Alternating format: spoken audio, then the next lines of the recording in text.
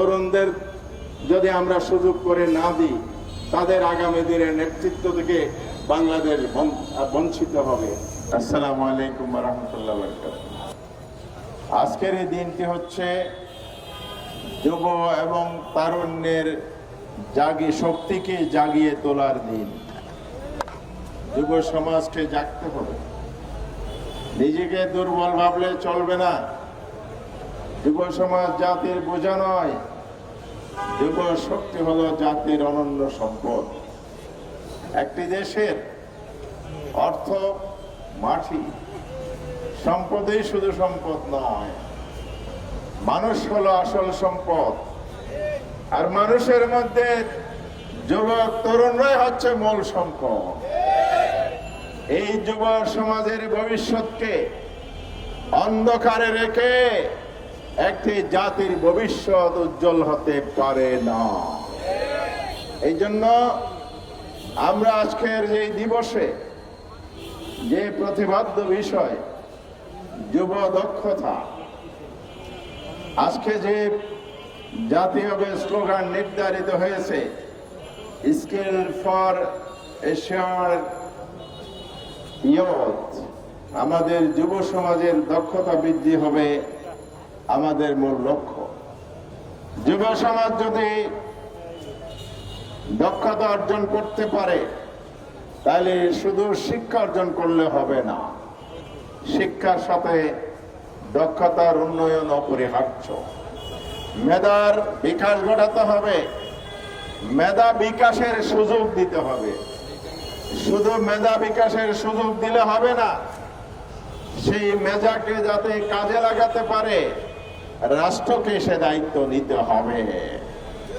কিন্তু আমাদের রাষ্ট্র বক্তৃতা মালায় ব্যস্ত, আমাদের রাষ্ট্র চাপাবাজিতে ব্যস্ত, আমাদের নেতারা দাঙ্গাবাজিতে ব্যস্ত, চাঁদাবাজিতে ব্যস্ত, লুটপাটে ব্যস্ত। যুব সমাজ নিয়ে কাজ করার সময় সুযোগ তাদের নেই।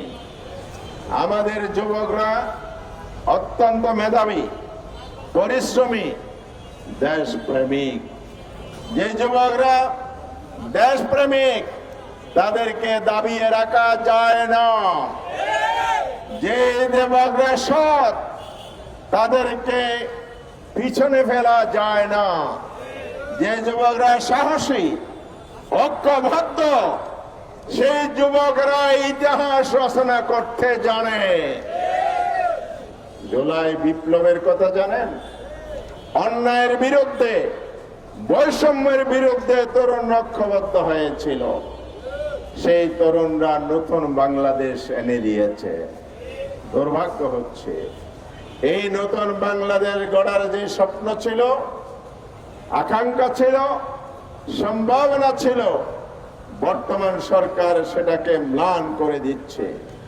কারণ নতুন বাংলাদেশকে আগামী দিনের সমৃদ্ধ, মানবিক, উন্নত, আত্মনির্ভরশীল বাংলাদেশ হিসাবে গড়তে হলে সংস্কারের কোনো বিকল্প নাই।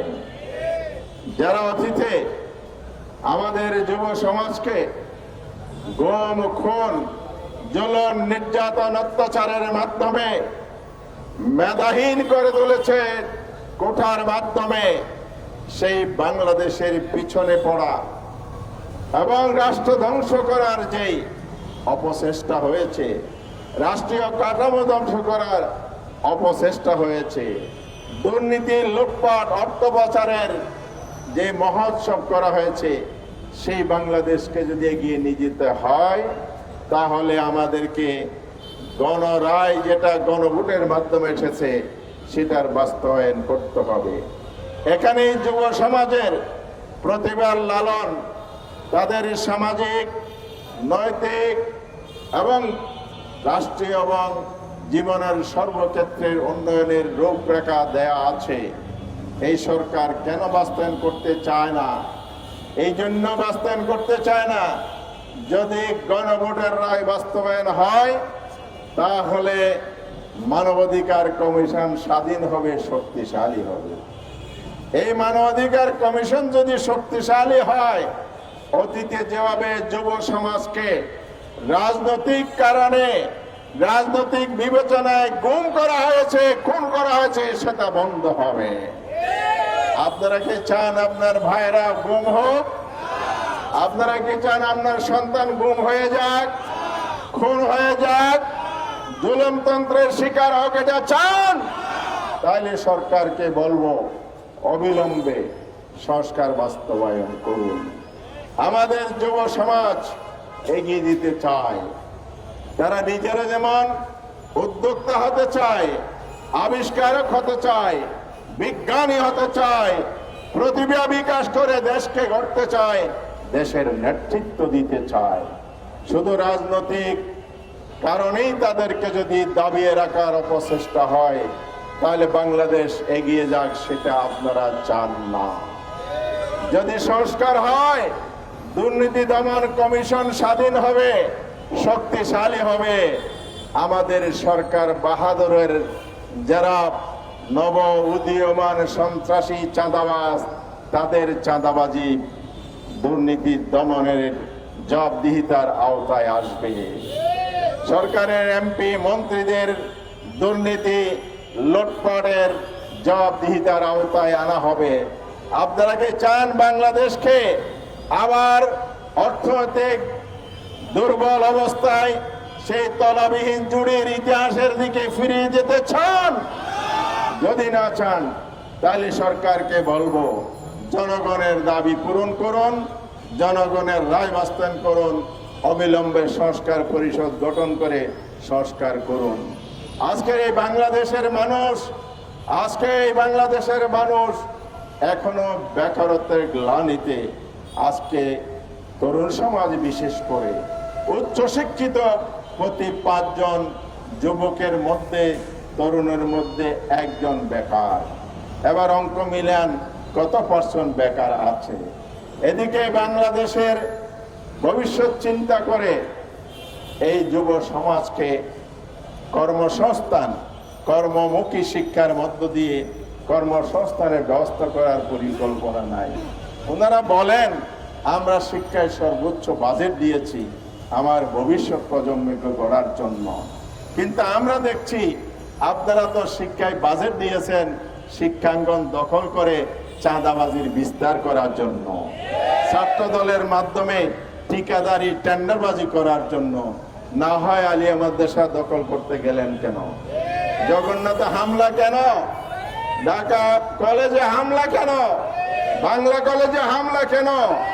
সন্ত্রাস বন্ধ করতে হবে, সন্ত্রাস বন্ধ করতে হবে, শিক্ষাঙ্গনের পরিবার নিশ্চিত করতে হবে। তাহলে তরুণরা আগামী দিনের শিক্ষিত হবে, দক্ষ হবে, দেশ গড়বে, দেশের ভবিষ্যৎ রচনা করবে। আসুন, কথা আর বাড়াতে চায় না, তরুণদেরকে জাগতে হবে, ঐক্যবদ্ধ হতে হবে অন্যায়ের বিরুদ্ধে। আমরা বাংলাদেশ জামায়াত ইসলামী স্পষ্টভাবে বলতে চাই, আমাদেরকে দায়িত্ব দেন, এই তরুণ সমাজ আমরা গড়ে তুলব। কারণ আমরা জানি আমাদের এই তরুণরাই বিদেশে যায়, পড়ালেখা করে আর ফিরে আসে না। কারণ তারা জানে এই তরুণদের মেধার মূল্যায়ন হয় না।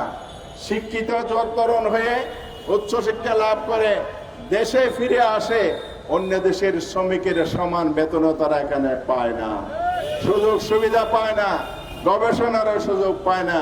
ফলে বিদেশে পাড়ি দিয়ে সেখানে তারা বিজ্ঞানী হয়, আবিষ্কারক হয়। সে দেশের জনগণ, রাষ্ট্রের দায়িত্ব ব্যক্তিদের সাথে সাক্ষাৎ হলে তারা আমাদেরকে বলে, তোমার দেশের সন্তানরা অনেক মেধাবী, কিন্তু সেই মেধার সুযোগ তোমার দেশে নাই। কিভাবে বুঝলো আমার দেশের মেধাবী?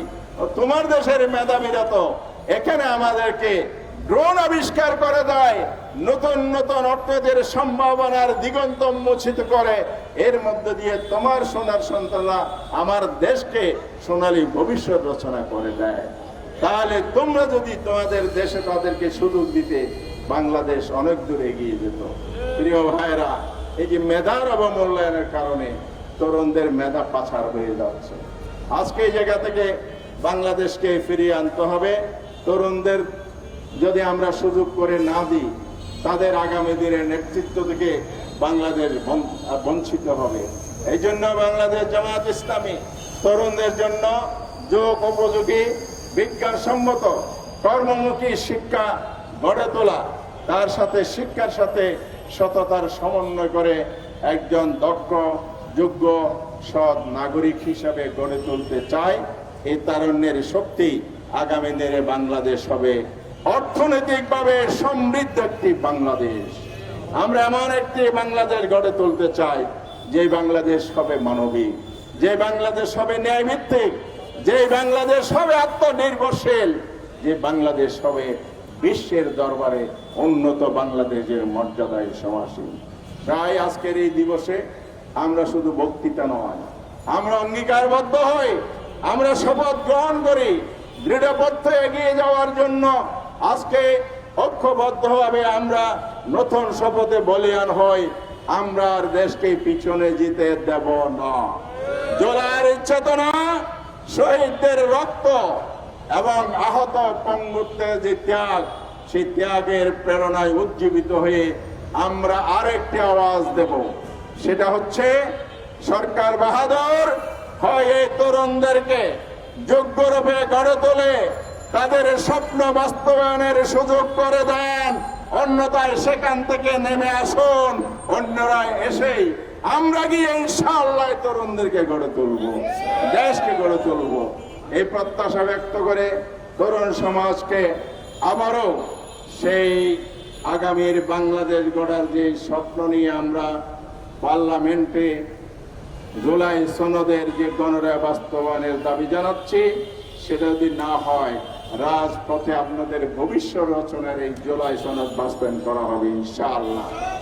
আসুন, সেই জন্য সরকারকে বাধ্য করতে হবে আন্দোলন এবং সংগ্রামের মাধ্যমে। জাতির ভবিষ্যৎ রচনার জন্য যুব র্যালি থেকে আজকে নতুন করে আমরা শপথ নেব। আমরা আপোষহীন সংগ্রামের মাধ্যমে দেশের জনগণের দাবি আদায়ের জন্য দেশের স্বার্থে ইনশাআল্লাহ আরেকটি পরিবর্তন এই বাংলাদেশে আনব। সবাইকে সেভাবে প্রস্তুত আছেন? সেই অঙ্গীকারকে আমরা নিলাম, সেই শপথকে আমরা বলিয়ান হতে পারি ইনশাআল্লাহ। ঐক্যবদ্ধ শক্তিকে কেউ আর দাবিয়ে রাখতে পারবে না। বাংলাদেশ এগিয়ে যাবে। যুব সমাজের জয় হোক, বাংলাদেশের জয় হোক, দেশবাসী জাতির উন্নয়ন সর্বত্র প্রতিফলিত হোক। এ প্রত্যয় ব্যক্ত করে আমার বক্তব্য শেষ করছি। আল্লাহ হাফেজ। বাংলাদেশ জিন্দাবাদ। বিশ্ব যুব দিবস সফল হোক। আসসালামু আলাইকুম ওয়া রাহমাতুল্লাহ।